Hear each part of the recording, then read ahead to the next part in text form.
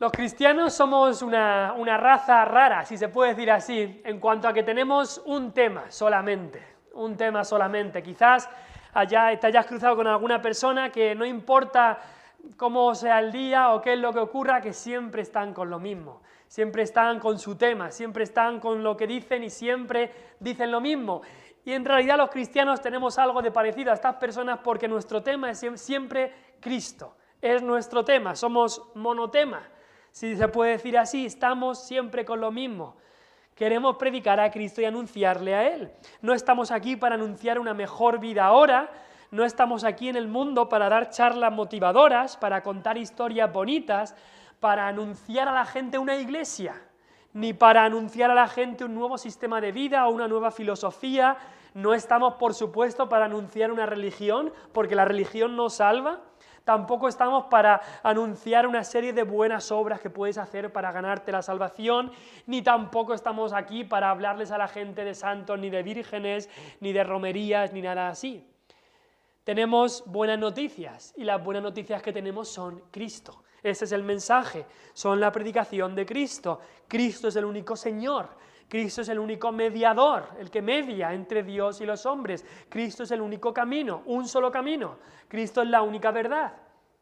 Cristo es la única vida. Tenemos un solo tema. Y Pablo sabía esto muy bien, e incluso cuando fue a Corinto, otra iglesia, como Filipos, cuando fue a Corinto, les escribía a los corintios y les dijo, mira, me propuse no saber entre vosotros nada, sino solamente a Cristo. Que cuando me preguntarais de política o de filosofía, yo os dijera, yo no sé nada, sino solamente a Cristo. Incluso a Corinto le dijo las palabras que tenemos aquí, aunque no se vean todas, que predicamos a Cristo crucificado. Eso es lo que predicamos, ese es nuestro mensaje. Incluso también en el libro de Primera de Corintios, cuando dice, ¿qué es el Evangelio? Primera Corintios 15, este es el Evangelio que predicamos. Que Cristo Jesús vino al mundo, que Cristo murió conforme a las Escrituras, que fue sepultado y que resucitó al tercer día conforme a las Escrituras. El mensaje que tenemos es Cristo, y ya está. Y esa había sido la labor de Pablo, anunciar a Cristo. Y cada cristiano debe anunciar a Cristo, no es una opción, es un mandato que nos da Dios. Si Él de verdad nos ha transformado, queremos decirles a otros lo que Él ha hecho por nosotros y lo que puede hacer en las vidas de los demás. En realidad, anunciar a Cristo alguien lo definió como un mendigo diciéndole a otro mendigo dónde está la comida. No es que nosotros seamos superiores y les digamos, tú tienes que ser como yo. No, somos mendigos que hemos encontrado dónde estaba la comida, que Dios nos ha mostrado dónde estaba la comida. Y vamos a otros como nosotros y les mostramos dónde está la comida, dónde está el Evangelio, dónde está la salvación. Pablo había hecho eso toda su vida. Y ahora Pablo estaba en Roma, como sabemos, estaba en la cárcel. Y sabemos que en la cárcel pues se le daba algo de libertad para poder recibir a gente que le pudieran escuchar. Y Pablo había llegado a Roma. Y justo habíamos leído en los versículos anteriores, hablamos la semana pasada, de cómo Pablo decía que el Evangelio había progresado, había llegado más lejos que nunca. Les decía a los filipenses, estaros tranquilos, porque el Evangelio está progresando. Y viendo a Pablo sufrir por Cristo, ahora había hermanos que se habían animado más que nunca a dar testimonio, a hablar la palabra sin temor, a hablar con aquel familiar que nunca habían hablado. Veían a Pablo y dicen, pues voy a hablar con aquel familiar. Si Pablo puede hacer eso estando en la cárcel, yo voy a hablar con aquel familiar, voy a hablar con aquella persona, voy a romper el tabú y a decirles a los que nos rodean su necesidad de salvación. Eso estaba haciendo la gente que rodeaba a Pablo. Hablaban la palabra sin temor, como acaba el versículo 14. Pero al referirse Pablo a esta gente que hablaba la palabra sin temor, es como que algo viene a su mente. Y Pablo hace un pequeño paréntesis aquí, del versículo 15 al 18, hace un pequeño paréntesis, una pausa, porque quiere hacer una distinción. Porque en realidad dice, bueno, hay dos grupos diferenciados de personas que están hablando la palabra. Hay dos grupos. Hoy vamos a ver sobre qué significa cuando Cristo es anunciado y cómo Cristo es anunciado. Vamos a ver que había dos grupos que anunciaban a Cristo. En primer lugar, Cristo era anunciado, y Cristo es anunciado hoy también, a veces por envidia y contienda. Como dice ahí, mira lo que dice el versículo 15, algunos a la verdad predican a Cristo por envidia y contienda. Cristo es anunciado a veces por envidia y contienda. En este paréntesis que hace Pablo, se acuerda de que sí hay gente que habla la palabra, pero lo estaban hablando por envidia y contienda. Versículo 16 también explica un poco más esto, dice, los unos anuncian a Cristo por contención, no sinceramente, pensando añadir aflicción a mis prisiones. Pablo ya había tenido muchos enemigos. Pablo a donde iba tenía enemigos. Por un lado tenía los judíos, y los judíos que tenían su ley y que se jactaban de la ley. Los judíos, cuando Pablo iba a predicar a algún sitio, se lanzaban en contra de él, le decían de todo. Incluso cuando fue a Jerusalén estuvieron a punto de matarlo. Los judíos no querían saber nada con Pablo porque Pablo hablaba el evangelio, de que no es por la ley, sino es por la fe. Es por la fe en Cristo. Los judíos no querían saber nada con Pablo, lo odiaban. Pero por otro lado, los gentiles, los que no eran judíos, los paganos, tampoco querían saber nada de él. Porque cuando iba a distintas ciudades como Filipos, o Éfeso, o Atenas, no querían saber nada. ¿Quién era esta persona que les hablaba de un solo Dios y de Cristo, que es el Hijo de Dios que vino? No querían saber nada de él. Y eso no era tan doloroso para Pablo, tener esos enemigos fuera, como cuando los enemigos estaban dentro del pueblo de Dios, dentro de la iglesia de Cristo. Aquellos que tenían que estar animándole, estaban criticándole. Y había algunos creyentes y maestros que eran así, que solo buscaban sus propios intereses. Pablo llegó a Roma, y sabemos que ya había iglesias en Roma, porque Pablo había escrito una carta a los romanos, y eso significa que había iglesias en Roma. Y por lo que Pablo dice aquí, podemos entender y suponer que había algunos líderes de las iglesias allí que no les hizo gracia de que Pablo llegara a Roma. No les hizo gracia. No les hizo gracia de la prominencia que Pablo tenía. E incluso menos la fama que Pablo se había ganado en el mismo palacio, en la casa del César, en el pretorio de la guardia pretoriana, que Pablo fuera famoso allí y que se hablara de él y que se hablara de Cristo y del Cristo que predicaba Pablo. Eso a mucha gente no le empezó a gustar. Así que reaccionaron con envidia y contienda. Algo parecido a lo que había pasado en Corinto. No sé si os acordáis de Primera de Corintios, que Pablo les habla de que dice, estáis divididos. Unos dicen que predican que yo soy de Pablo, yo soy de Cefas, yo soy de tal, yo soy de lo otro, y estaban divididos en la iglesia de Corinto. Pues aquí parece ser que en Roma pasaba algo parecido también. Ahora, no hay ninguna indicación de que estos grupos eran falsos maestros, no, eran verdaderos cristianos. Eran verdaderos creyentes, pero que tenían envidia de Pablo. Imagínate un pastor allí en Roma que tenía su congregación, tenía sus feligreses, tenía sus miembros de su iglesia, y de repente oye que uno de sus diáconos ha ido el jueves a escuchar a Pablo en la cárcel por la tarde. Y dice, ¿pero esto qué es? Y encima viene el diácono diciéndole lo bien que predica Pablo. Y las cosas que ha hecho Pablo en los viajes y cómo Dios ha utilizado a Pablo. Y la envidia le empieza a corroer. Y luego escucha de que unas mujeres de su iglesia han ido pues a ayudar a Pablo a hacerle de comer. Y este pastor dice, a mí no me hacen de comer y le van a hacer de comer a Pablo. ¿Me puedo imaginar algo así?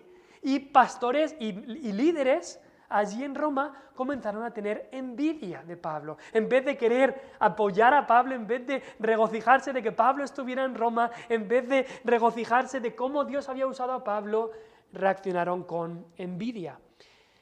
Pero aún así no hay ninguna indicación de que fueran falsos maestros. No eran como otros que predicaban solo la ley, no eran judaizantes de estos, no eran enemigos de la cruz de Cristo. En Filipenses 3:18 podéis ver ahí que dice, Pablo lloraba, dice, ahí andan muchos de los cuales os dije muchas veces y aún ahora lo digo llorando, que son enemigos de la cruz de Cristo. Estos no eran enemigos de la cruz de Cristo. Pablo dice aquí que estaban anunciando a Cristo, predicando a Cristo.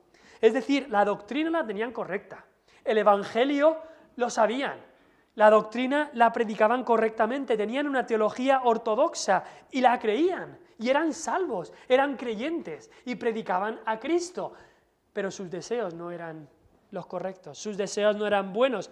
El problema no era en lo que predicaban, el problema era en por qué lo predicaban. Y es que sus motivaciones estaban equivocadas. Habían reaccionado con envidia hacia el ministerio de Pablo. Veían a Pablo como una amenaza a su éxito. Así que su envidia les llevó a la contienda y después incluso a la contención. Y contención, esa palabra que aparece en el versículo 16, habla ya de ponerse como en un partido en contra de otro, como los partidos políticos que siempre están en contra los unos de los otros. Así empezaron ellos, a agrupar gente en contra de Pablo.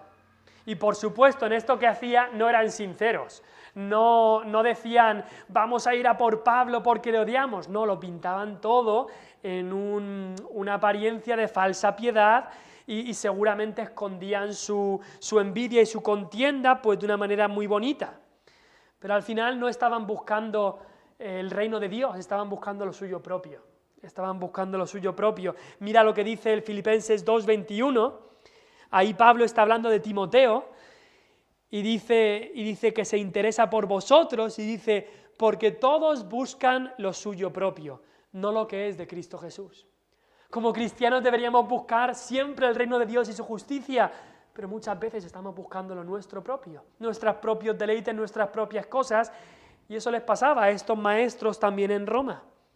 Estaban buscando lo suyo propio, y eso significaba que al hacer esto estaban añadiendo aflicción a las prisiones de Pablo. Dice, no lo hacen sinceramente, versículo 16, pensando añadir aflicción a mis prisiones. Es decir, lo que ellos estaban pensando es, mira, a mí no me importa Pablo, si lo que yo digo le va a ir peor a Pablo, pues mejor. No me importa Pablo, no quiero que nadie de mi congregación tal hable de Pablo, que lo tengan en alta estima, no. Era tanta la envidia que les había llenado.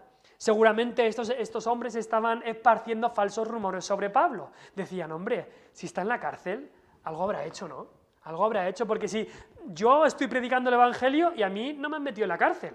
Así que algo habrá hecho Pablo si estaba en la cárcel. ¿No será el castigo de Dios? ¿No será el castigo de Dios? ¿Os acordáis de Job? Cuando sus amigos vinieron y le dijeron, si te va tan mal, es porque algo habrás hecho, ¿no? Y así muchas veces el enemigo viene y nos dice en las pruebas, algo habrás hecho, algo habrás hecho. Y lo mismo estaban diciendo de Pablo seguramente, algo malo habrá hecho. Y desgraciadamente, esto que ocurría con Pablo hace 2000 años sigue ocurriendo hoy, desgraciadamente en el ministerio cristiano incluso. El Señor a veces, por su gracia soberana, tiene la voluntad de bendecir a algunos de sus siervos fieles con, digamos, éxito ministerial. Tienen el privilegio de que Dios los utilice en gran manera. Y otros, al ver esos avivamientos o al ver que almas se salvan, reaccionan en vez de con gozo, reaccionan con envidia y con contienda contra estas personas. Es algo triste de leer, pero incluso ha habido en tiempos de avivamientos, hace unos meses hablábamos de avivamientos, pues en Escocia, en la isla de Man, en Gales, en algunos otros sitios, y en tiempos de avivamientos ha habido gente que por envidia se negaban a reconocer los avivamientos, decían, no, eso no es de Dios, y se negaban a reconocerlos. Quizá todos habréis escuchado, y muchas veces se nombra al predicador londinense Spurgeon. Pues el mismo predicador londinense Spurgeon, básicamente lo tiraron de su misma Unión Bautista, y cuando lo hicieron muchos lo celebraron como una victoria tremenda. Aquel hombre que Dios estaba utilizando de una manera tremenda, que miles y miles de almas estaban viniendo a conocer al Señor. Había tanta, quizá envidia también, en muchos de los que rodeaban y en muchos de otros pastores que querían tirarlo, querían dejarlo fuera. Pero lo grande en todo esto es la misericordia de Dios. Estos hombres estaban aquí en Roma, estaban predicando el Evangelio con malos motivos, con celos, con mala actitud. Pero como estaban predicando el Evangelio, aún almas se estaban salvando. Aún almas se estaban salvando y no se salvaban por los predicadores, sino a pesar de los predicadores, a pesar de ellos. Pero es que el Evangelio no es el hombre, el Evangelio es poder de Dios para salvación a todo aquel que cree. Y el Evangelio, aunque no debe ser predicado a desgana, aún predicado a desgana puede salvar, porque el Evangelio es poder de Dios. El Evangelio, aún predicado con celos y con envidias, aún así puede salvar, porque el Evangelio es el poder de Dios para salvación. Aun cuando el Evangelio es predicado por algunos incluso con invitaciones que hacen jugar con los sentimientos, aún así Dios ha utilizado eso. A pesar de esto, Dios salva almas mientras el Evangelio sea predicado. Aun cuando algunos estén predicando el Evangelio buscando palmaditas en la espalda, o likes, o me gusta, o todo esto, aún así, si se predica el Evangelio, Dios salva almas, no por lo que se hace, sino a pesar de lo que se hace.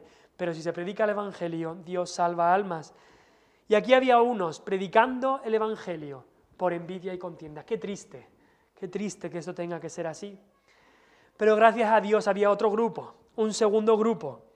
Dice ahí en el versículo 15, algunos a la verdad predican a Cristo por envidia y contienda, pero otros de buena voluntad, de buena voluntad. Había Cristo, en segundo lugar, Cristo es anunciado y sigue siendo anunciado en muchos lugares de buena voluntad. Y versículo 17 explica más. ¿Qué es esto? Dice, los otros por amor, sabiendo que estoy puesto para la defensa del Evangelio. Por otro lado, gracias a Dios, había un grupo que estaban predicando a Cristo de buena voluntad, anunciaban a Cristo por amor, sabiendo que Pablo estaba puesto para la defensa del Evangelio, para defender el Evangelio verdadero. Estábamos en el mismo barco, ¿por qué nos vamos a pelear con él? ¿Por qué vamos a hacerlo como si fuera un enemigo? Si estamos en el mismo barco, estamos remando en la misma dirección. Estas personas estaban predicando a Cristo voluntariamente, sin motivos egoístas, sin intentar sacar un rédito, sino voluntariamente, sin envidia de Pablo, el siervo de Dios. Y el motivo correcto para cualquier obra que se haga, y cuanto más para la predicación del Evangelio, debe ser siempre el amor. No debemos hacerlo por egoísmo, ni por venganza, ni tampoco por rutina, ni por nada más que por amor.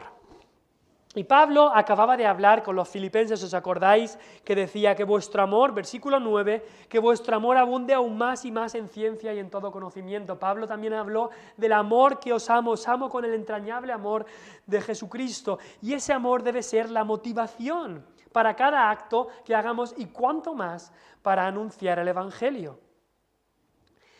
Y aquí Pablo habla de estas personas que predicaban por amor, primeramente por amor a Cristo.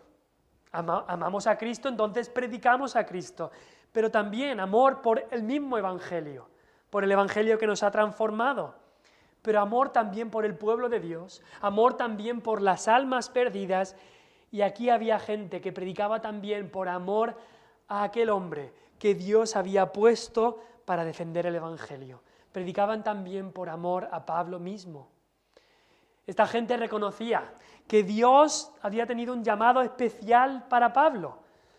Y cuando veían lo que Dios había hecho con Pablo, cómo Dios lo había utilizado para plantar muchísimas iglesias, para predicar el Evangelio, para que muchas almas vinieran a Cristo, no reaccionaban con envidia, sino con amor y gozo y con compasión por Él también.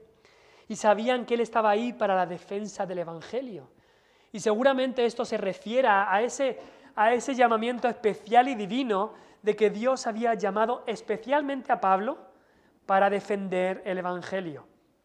Pablo tenía un llamamiento especial, no como cualquier otro pastor o maestro, sino un llamamiento, una ordenación especial.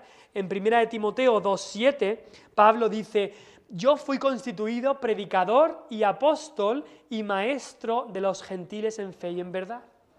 Pero esa palabra puesto que dice ahí, que yo he sido puesto para la defensa del Evangelio, también puede entenderse, he sido puesto en la prisión para la defensa del Evangelio. Es decir, Dios ha permitido que sufra todo esto para que el Evangelio sea defendido. Lo hablamos la semana pasada, en las pruebas. Dios se especializa en hacer progresar su Evangelio a través de las pruebas. Dios se especializa en eso, en que su Evangelio progrese a través de las pruebas. Así que Dios puso a Pablo en la cárcel para defender allí su Evangelio, para que su Evangelio progresara a través de esta prueba en la vida de Pablo. Y al leer de estos dos tipos de maestros y predicadores que predicaban el Evangelio, unos por contienda y los otros sinceramente, unos en verdad y unos por pretexto para hacer cualquier cosa, pues yo también me tengo que examinar. Como predicador, como siervo de Dios, me tengo que examinar cada día cuáles son mis motivaciones al predicar el Evangelio. ¿Cuáles son mis motivaciones, Señor? Es muy fácil tener malas motivaciones y por eso os pido que oréis por mí. Oremos por los pastores que Dios pone en las iglesias, que las motivaciones sean las correctas.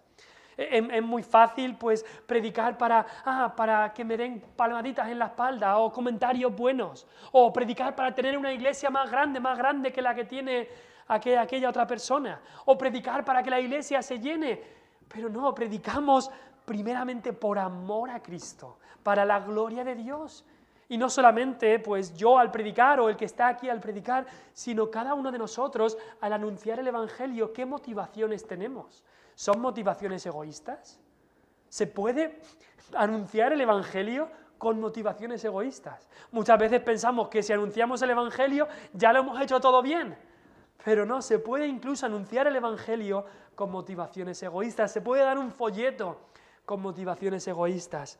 Y por eso tenemos que examinarnos incluso cuando anunciamos el Evangelio y compartimos el Evangelio. Así que hemos visto estos dos grupos. Predican el Evangelio unos por pretexto, por contienda, por envidia, pero otros predican el Evangelio, lo anuncian de buena voluntad. Pero en tercer lugar, me gustaría ver el gozo de que Cristo sea anunciado. El gozo de que Cristo sea anunciado. Porque Pablo piensa en estos dos tipos de maestros, en estos dos tipos de personas, en estos maestros envidiosos que le odiaban y que no paraban de compararse con él, pero también piensa en los otros, que le amaban y que de buena voluntad predicaban. ¿Y saben lo que Pablo acaba diciendo? Diciendo, ¿y qué? ¿Y qué si unos predican por contienda? ¿Qué importa? ¿Qué importa cómo me traten a mí? Eso es lo que significa esas palabras en el versículo 18 que dice, ¿qué pues? ¿Qué pues? ¿Y qué? Dice Pablo. Pablo no reacciona, hay que echarlos del ministerio. No, Pablo dice, ¿y qué? Con esto quería decir, mira, me importa bien poco que usen mi persona para criticarme y hacerse más famosos, no me importa que muchos tengan malos motivos contra mí al predicar el Evangelio, mientras prediquen el Evangelio, yo estoy contento. Eso decía Pablo, piénsalo, piénsalo. Esta gente estaba atacando a Pablo, pero Pablo decía, mira, mientras prediquen el Evangelio, mira, ¿qué tengo que decir? ¿Qué tengo que decir? La verdad es que me asombra. Porque conozco mi corazón y sé que si algo así ocurre, mi corazón iría justo a decir, no es justo, alguien tiene que hacer algo, tengo que decir algo. Pero Pablo decía, mira, esta gente está en contra mía, quiere que yo sufra más, pero están predicando el Evangelio, así que estoy contento. Incluso dice, me gozo, está contento, se goza en esto. Aunque por pretexto y en odio contra Pablo, estos hombres sí que estaban predicando la cruz de Cristo. Así que Pablo no lloraba como llora por los enemigos de la cruz de Cristo, sino que se alegra. No es simplemente decir, bueno, ni me alegro ni lloro. No, es que se alegra por ellos. Y se alegra porque las almas se salven, aunque le odien a él. Se alegra de todo esto. Menuda humildad. Estoy seguro que había gente que le decía, pero Pablo, defiéndete, te tienes que defender porque al final se van a cargar tu ministerio. Todo este gran ministerio que tú has trabajado quizá por 15, 20 años se lo van a cargar diciendo cosas malas de ti, tienes que defenderte. De estas cartas que escribes, pues diles a los filipenses los nombres de estas personas, para que ellos sepan quiénes son estos. Pero Pablo no hace eso, Pablo no hace eso. Pablo escribe un libro en contra de ellos. Pablo predica un sermón en contra de ellos, un sermón titulado Contra los predicadores envidiosos. Pero no, Pablo no hace eso. Pablo, dile a tus amigos que ataquen a estas personas. Dile a tus amigos que les digan que nadie vaya a las iglesias de estas personas. Pero no lo hace, sino que dice, yo me gozo, yo me alegro si el evangelio es predicado. La humildad y la actitud desinteresada de Pablo es por demás. Que él podría sufrir la envidia, la contienda, la contención, la falta de sinceridad, la aflicción en las prisiones y estar contento porque el evangelio fuera predicado. ¿Y sabes qué?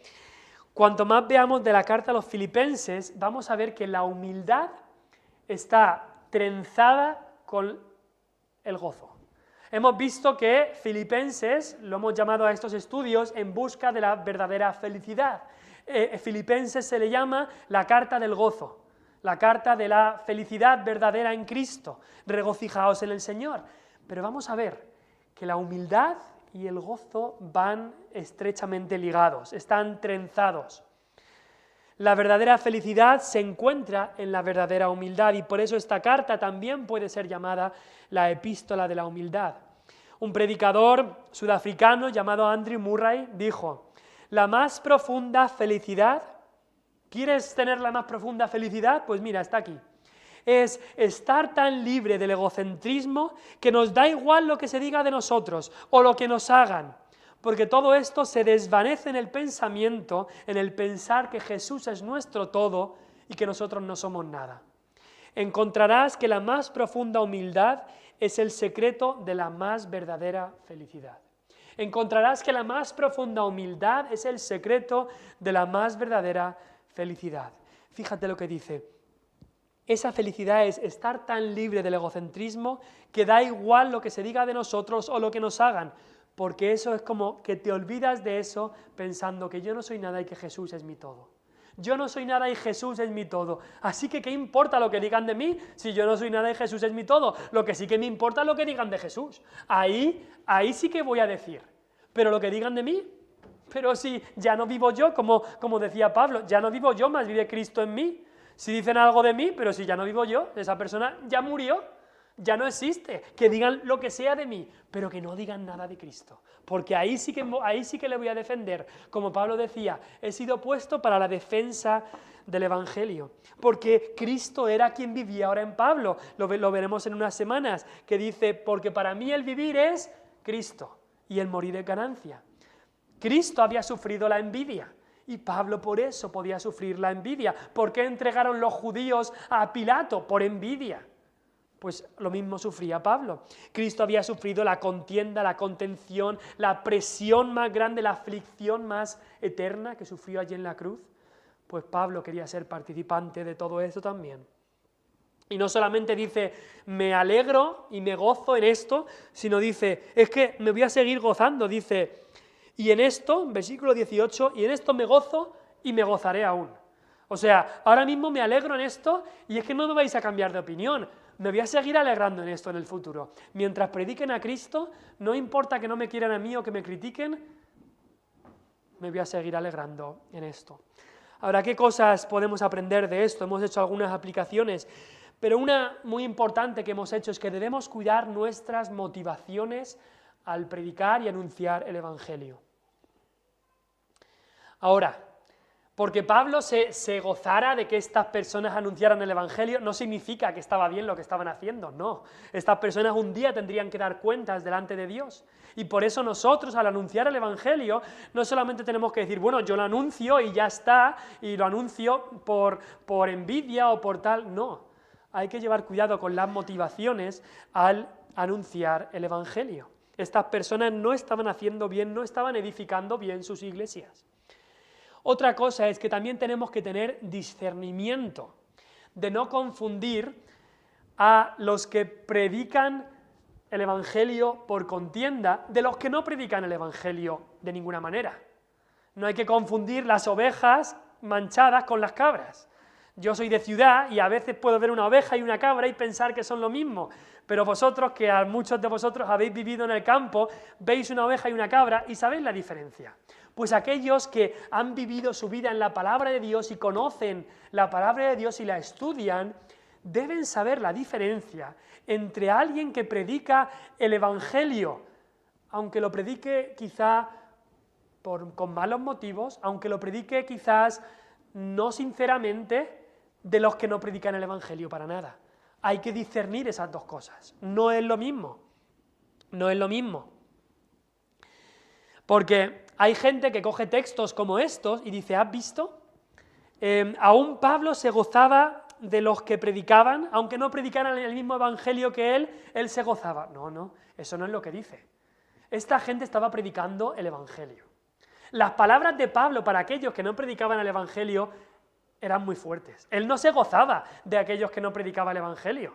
Es más, sabemos en Hechos 15 que hubo unos que venían y decían que para ser salvo había que circuncidarse, y dice que Pablo tuvo una pelea grande con ellos, no pelea física, sino pelea verbal, pero una pelea muy grande, porque esto era muy importante. A los gálatas que predicaban esto de que había que hacer obras para ser salvos, Pablo les dijo insensatos, imprudentes, inmaduros, eran palabras fuertes. E incluso en Gálatas mismo dice, si alguno predica otro evangelio, que sea maldito, que sea anatema. Pablo no se gozaba de aquellos que no predicaban el evangelio verdadero, pero con estos que predicaban el evangelio verdadero, aún predicándolo por malos motivos, Pablo se gozaba. Y también otra cosa que podríamos aprender es, debemos tener cuidado con seguir ministerios o personas que están simplemente dedicados a destruir y no a edificar. Al parecer, estos maestros ahí en Roma se basaban su ministerio, aunque predicaban el Evangelio, pero se basaban casi siempre a lo mejor habría una aplicación a Pablo, y lo mal que lo ha hecho Pablo, y basaban mucho de su ministerio en destruir lo que hacían otros, y deberíamos de llevar cuidado, aunque es verdad que hay, como dice Eclesiastés, tiempo de destruir y tiempo de edificar, pero incluso en las epístolas de Pablo vemos que él tiene un balance muy adecuado entre aquellas cosas pues que hay que hablar cuando hay error y cuando hay falsedad, hay que hablarlo, pero de la misma manera que hay que hablar y destacar el error para que se deje, también hay que edificar, y hay que tener ese equilibrio en estas cosas. Así que llevemos mucho cuidado con esto, cuidado con nuestras motivaciones, cuidado también con lo que escuchamos, y más que nada aprendamos de la humildad de Pablo. Aunque le atacaran, mientras el Evangelio fuera anunciado, él estaba contento. Él estaba contento en seguir a su Maestro, en lo que sufrió Cristo, la envidia, la contienda, la aflicción por nosotros. Y Pablo estaba contento de seguir el ejemplo de su Señor. Vamos a orar.